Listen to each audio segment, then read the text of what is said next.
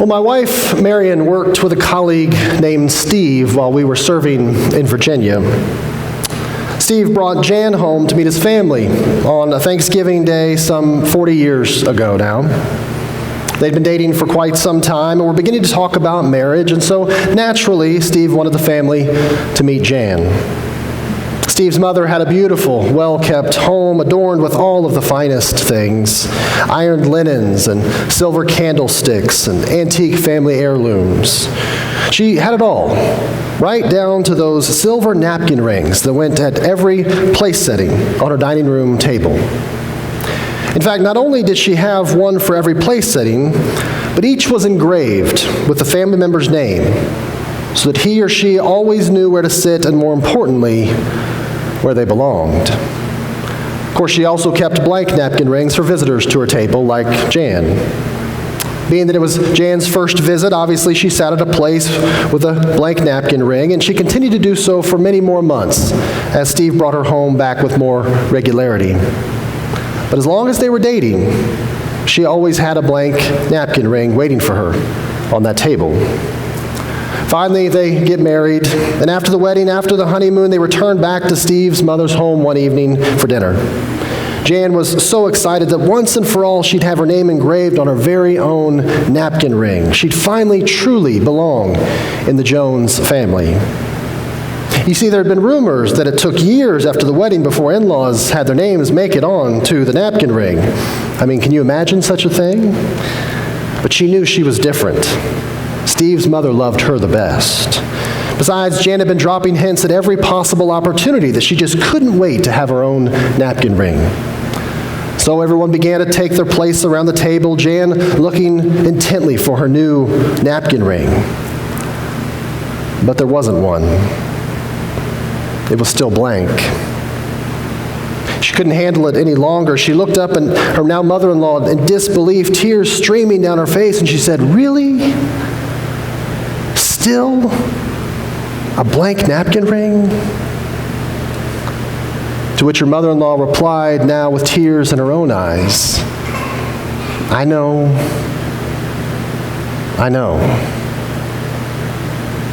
You just have to understand. It's so hard to include someone new." She's right, of course. In fact, there may be nothing more challenging for us in the world today. And it begins at an early age. Studies show even as early as when we first being able to make out shapes and sizes and colors. Babies show preference in their very first months in this world for what is familiar as opposed to what is different. Although our earliest memories are likely from the playground, or at least that's the case for me, specifically during recess when we played kickball. Truth be told, it happened anytime we divided up into teams. There'd be two captains, usually the same two every day, and they would alternate one after another, choosing their teammates one by one. Inevitably, someone would always be the last pick. But believe it or not, there was something worse: being completely left out.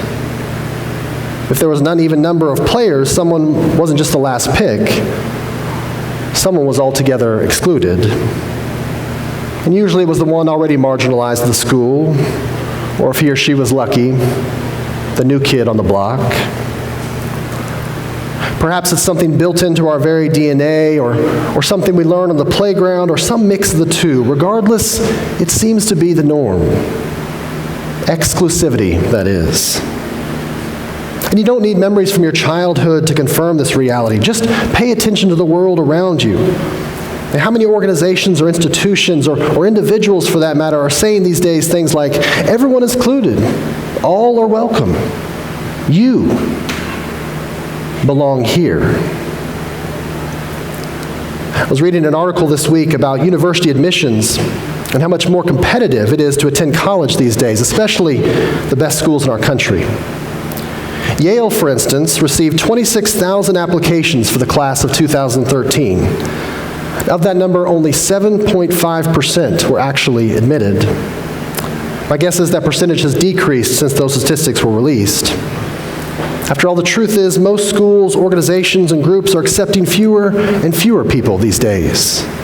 Even ministries and social service agencies seem to have more and more restrictions about who's in and who's out. Or at least I see it all the time. Someone will come to the church looking for assistance and we'll refer them to the agencies in the area that provide the kind of help for which they're looking. And 9 times out of 10, they will say something like, I've already been there. I've already applied. I don't meet their criteria. Don't get me wrong here, boundaries and criteria are a good thing. We need them in order to live in healthy ways. It's just that with so many of them in our world today, it's becoming increasingly difficult for all of us to find our particular place. Well, believe it or not, it wasn't all that different in the first century world. You were excluded from the community for all kinds of things. Breaking the law, becoming ill, living in ways that weren't socially acceptable. It's no surprise then that the religious leadership would take issue with Jesus eating with these kinds of people. In fact, it happens over and over again throughout the Gospels. Jesus blesses a Samaritan woman at the well, married 5 times and now living with another man. He heals 10 lepers who come asking for mercy and sends them on their way. He raises Lazarus from the dead and shares a meal with him soon thereafter. You can imagine then the Pharisees and scribes are constantly asking some variation of the question they ask in our reading this morning. Why do you eat with sinners and tax collectors? And this is, of course, what makes it especially challenging for a church like ours, where we profess to welcome all. Inclusion isn't easy in a world that constantly questions it. I can remember in the church I previously served, I received an email from a couple who'd recently moved to the area. As a gay couple, they had been part of an open and affirming congregation, the Disciples of Christ tradition in another community, and so they were looking for a similar kind of church. And they asked if they'd be embraced by our congregation, if they should come and attend. I told them that while we weren't open and affirming, we did welcome everyone to the table. And I'll never forget their response. He wrote back, "Yes, that's why I'm asking. Our experience has been in most churches that being welcome at the table doesn't always mean being loved for who you truly are." The conversation ended with me saying something like, I hoped that they would feel comfortable in our church, but I couldn't say for sure. And that's the difference, isn't it? In fact, I preached that sermon about a year ago now. The difference between being accepted and being affirmed, being tolerated and being loved, being welcomed, and know you belong. And there's nothing more important to being human than crossing this fine line, is there? Being included and embraced for who you truly are, it's a powerful thing. To know that another human being has truly seen you, understood you, and included you, despite the gossip, despite your history, despite the latest news, despite the narrative others have about you, to be included and affirmed just as Jesus includes and affirms, well, it's pure grace. Most of us would do anything for it. And you know what I mean. Like the hungry infant who cries for someone to hold and feed her, and the tired 4-year-old who throws a fit in the middle of Target, and the depressed teenager who drinks herself into a blackout every weekend, and the homeless person who asks you for $1 on the street. Notice I'm not suggesting here some kind of assimilation or acquiescence on our part. There was a period of time in our culture in which the language of melting pot was used in a positive way, that tolerance or inclusion or welcome meant that we all become alike. No, I'm not talking about being embraced for meeting some set of criteria. I mean being included and loved for being different. Brian McLaren writes about this in a recent book, and he uses the image of the closing ceremonies of the London Olympics, which featured John Lennon's song, Imagine, complete with a children's choir and simulated candlelight and the digital appearance of Lennon from beyond the grave. While the song Imagine by most conventions is considered a peace anthem, it can also be seen as an anti-diversity hymn. Imagine no religion, no countries, no possessions. One wonders why the song is hesitant to complete the obvious list of those obstacles that prevent the world from being as one. Imagine no races, no languages, no cultures, no gender differences.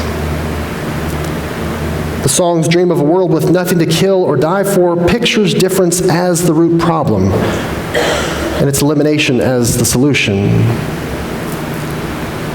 McLaren, though, imagines something different. Strong differences that impel us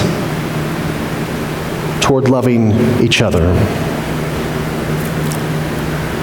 Which I think about when I visit the small town in which I grew up, Lebanon, Indiana. There is inside the courthouse downtown a huge, beautiful patchwork quilt that hangs from the ceiling, which was created some 30 years ago.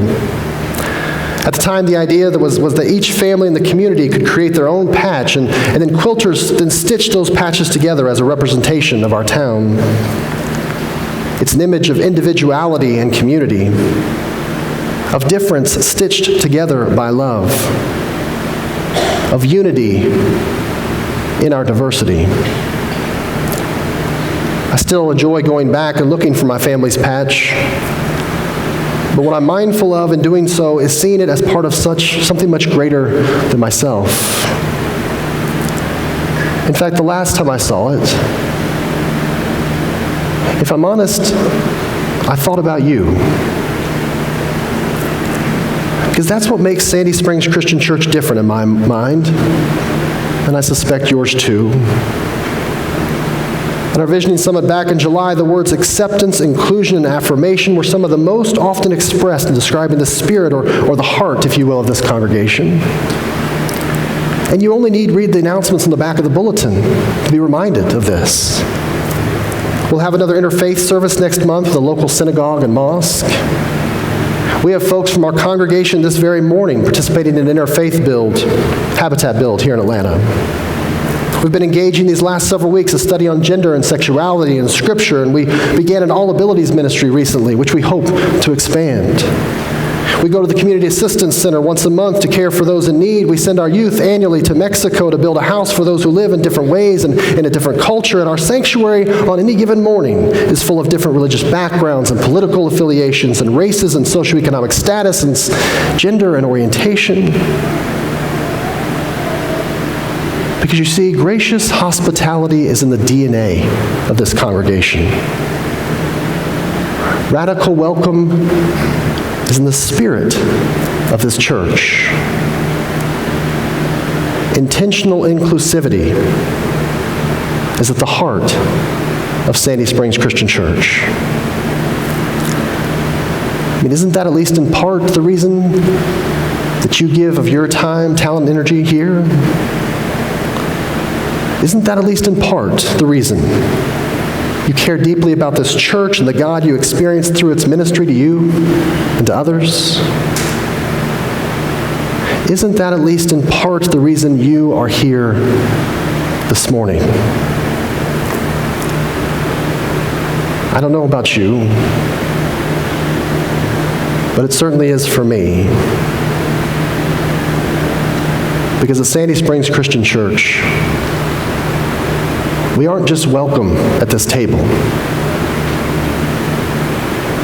Your name is waiting for you.